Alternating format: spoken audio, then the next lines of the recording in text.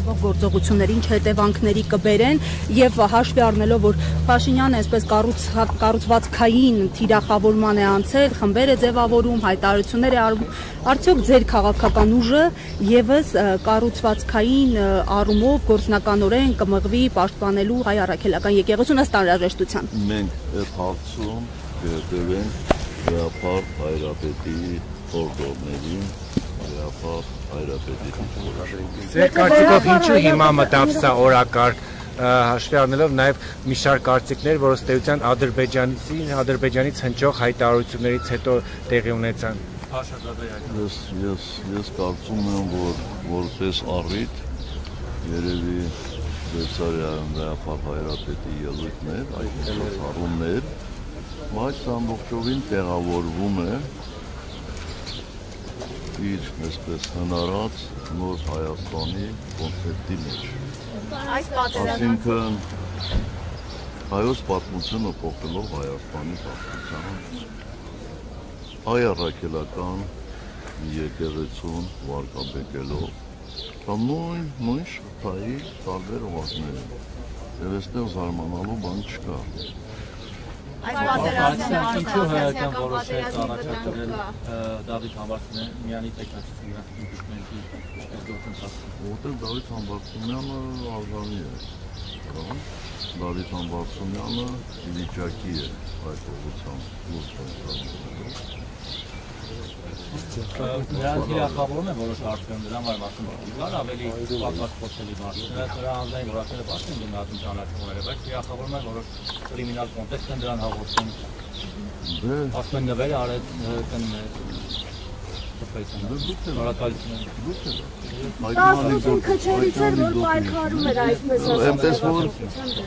Այնպես որ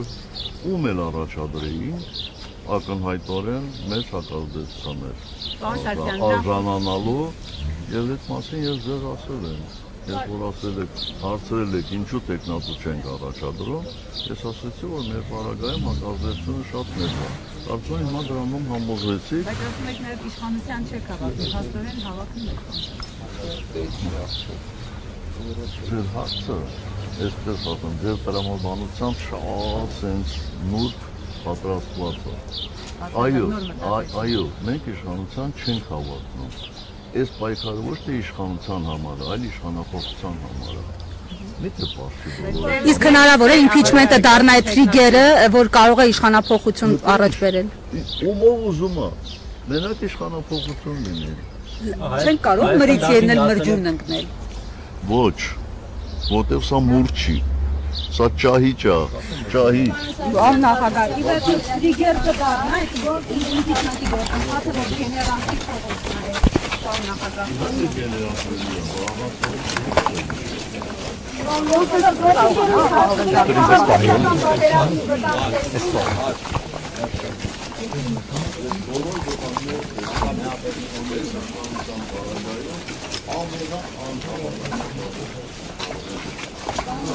Սա սխալ եմ ուղարկել, սա դու մենակ ես ուղիղը դիր։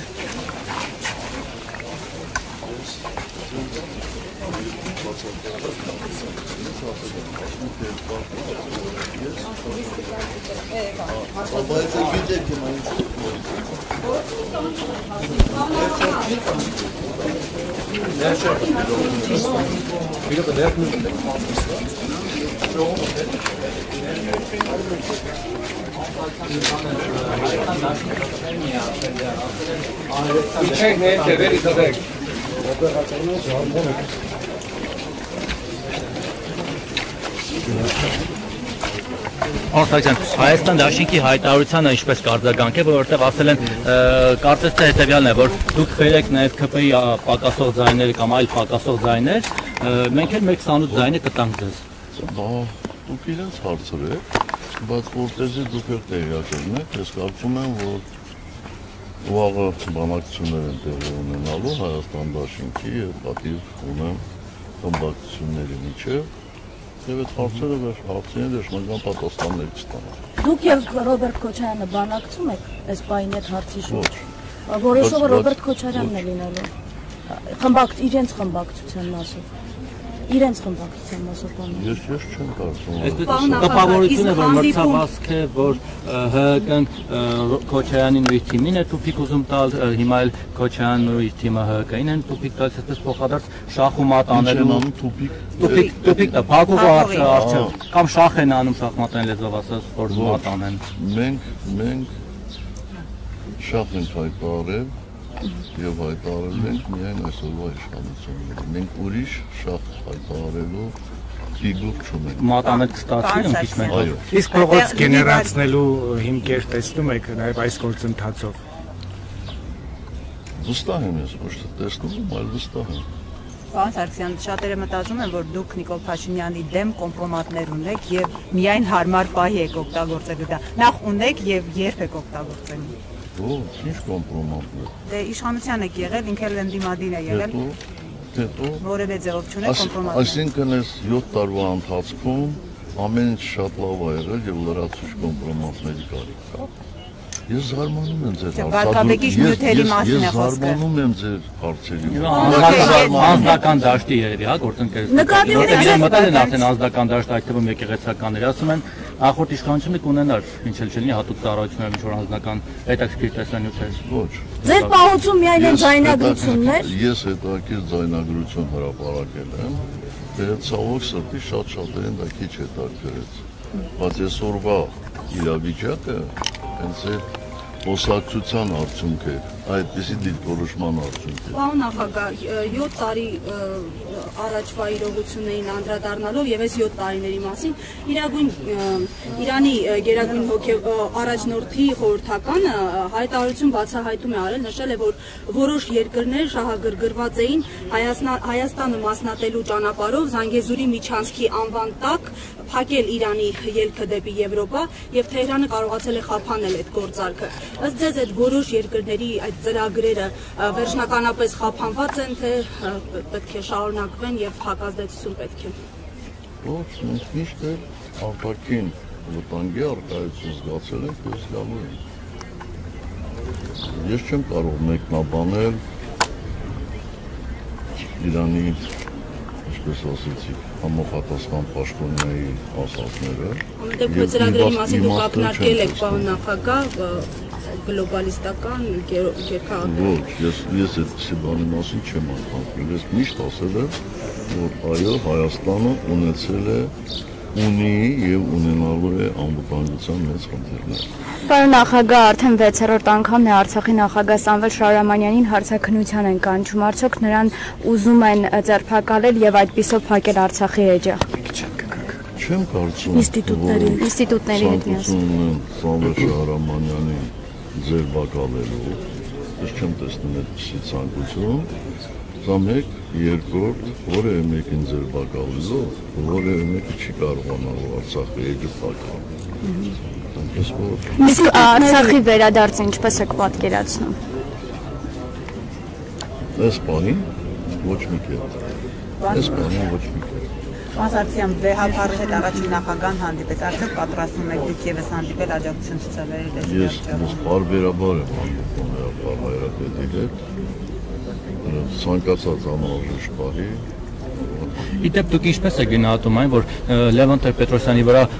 այսպես հարձակում եղավ ՔՊ-ի կողմից, այն պարագայում, երբ որ Տեր-Պետրոսյանը մարտի 1-ին հենց Նիկոլ Փաշինյանի հետ պայքարում էր ձեր դեմ եւ ասում են Նիկոլը Լևոնի հոգեզավակն է, բան, ու հիմա փաստորեն նրան էլ այդպես ապերախտություն ցուցաբերեցին նույնիսկ իրենց հոգեվոր հոր նկատմամբ։ Ես մի անգամ կարծում եմ ձեր հարցին պատասխանել եմ, որ ես չեմ համարում այսօրվա կառավարիչին Լևոն Տեր-Պետրոսյանի հոգեզավակ։ Ուղիղ այնպես, ինչպես տարբեր այսպես շարժումներում ընդգրկված մարդկանց չեմ համարում շարժման ղեկավարի հոգեզավակ։ Իսկ թե ինչպես պատահեց, շատ պարզ։ Մարդը Հայաստանի կառավարիչի նկատմամբ ամեն ինչ անում է, որ ցանկացած մի երևացող մարդու վարկաբեկ է։ Իդեպ կոմպրոմատների մասով նաև շատ են այս տարիներին շատ խոսվեց, որ Նիկոլ Փաշինյանը եւ նրա թիմը գործակալ են, Թուրքիայի գործակալ են, չգիտեմ ինչ-որ հատուկ ծառայությունների եւ ասում են, բա նախորդ 10 տարիների ընթացքում էլ հատուկ ծառայությունների մասին որևէ բան չգիտեն, դուք երբևէ ձեզ զեկուցել են թեկուզ կասկած, որ նրանք օրինակ, չգիտեմ, հավաքը գրված են այս կամ այն ուժի կամ երկրի կողմից։ Ոչ։ Մաքուր է եղել նրանց անցյալը քաղաքական եւ ոչ քաղաքական։ Կարող եմ դա հաստատել։ Արարատ Միրզյանի մասին է։ Ես ասում եմ ընդհանրապես, շատ բարձ բան, որ ես այդպեսի զեկույց չեմ լսել։ Գուցե հատուկ ծառայությունները ճիշտ չեն աշխատել այդ տարիներին։ Միգուցե ամեն ինչ շատ հնարավոր է։ Ամեն ինչ շատ հնարավոր է։ Դրա համար էլ ես չեմ կարող ասել, նրանք ոնց պարզե մաքուր են, էլ այդպես։ Միքայել Մինասյանը ինչպես հրապարակեց այդ թուղթը Արարատ Միրզյանի մասով։ Դե որ տեսնենք։ Նախագահ Հայաստանի սահմանին զորավարժություններ են շարունակվում, Ֆրանսիան Ադրբեջանում էներգետիկ պրոյեկտ է բացում, տարբեր համատեղ զորավարժություններ են, Փաշինյանն էլ շուտ ասելուկի նման կրկնում է, որ խաղաղություն լինելու է։ Այս համապատկերում խաղաղությանը Բայց չեք կարծում, որ չարաշահում եք այս դատական նիստի առկայությունը եւ այն հարցերը։ Հարցեր կան, որոնց պատասխաններն ակնկալում են նաեւ ձեզնից լսել քաղաքացիները։ Ինչ հարցեր։ Ի վերջո, այս համայնապատկերում խաղաղության հեռանկարը